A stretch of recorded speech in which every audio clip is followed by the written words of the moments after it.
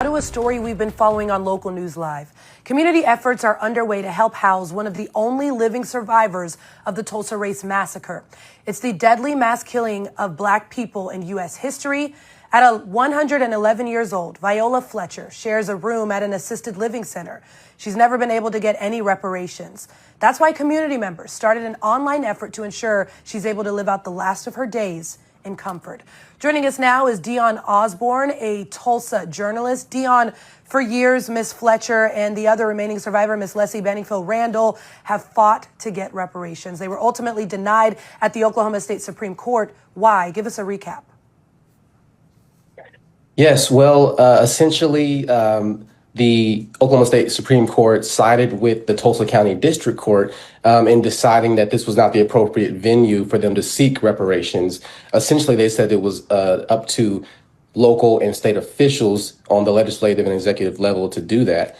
And in a state like Oklahoma, with Republicans having a supermajority control, there's been no interest in taking action on that in that way. And so me and my colleague, Andrew Sartain, he's a digital media creator. I'm an Oklahoma journalist who's been covering Mother Fletcher's story for years.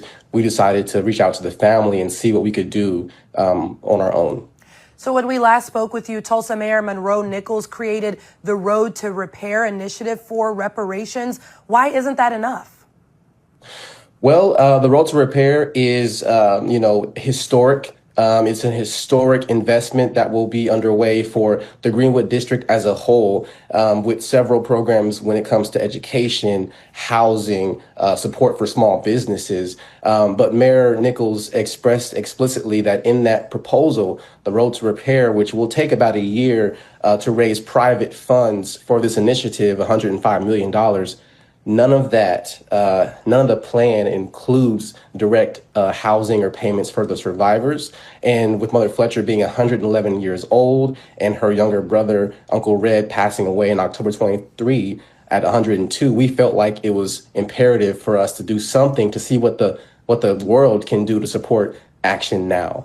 Yeah, we're seeing those images of those two remaining survivors. You told me that you recently discovered that Mother Fletcher was in an assisted living center. What is the goal here for her care? Yes.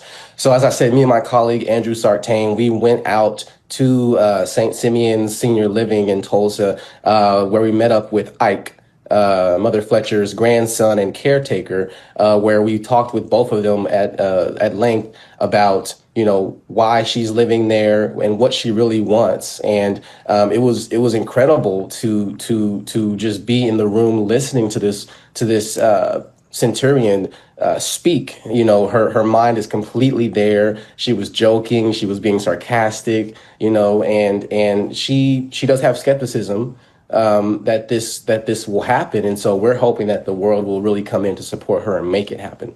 All right, really quickly, how can people get involved?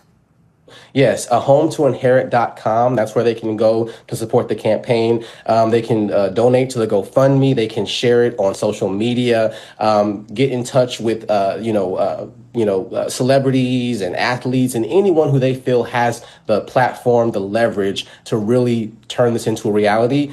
We launched this week, and on the first day yesterday, we raised over $1,300. And so we're hoping that we can really maximize that momentum and have the community step in and support and make it happen.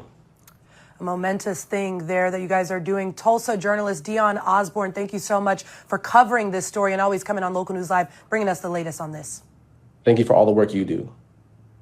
You're watching Local News Live, covering the story shaping the nation and your neighborhood. We'll be right back.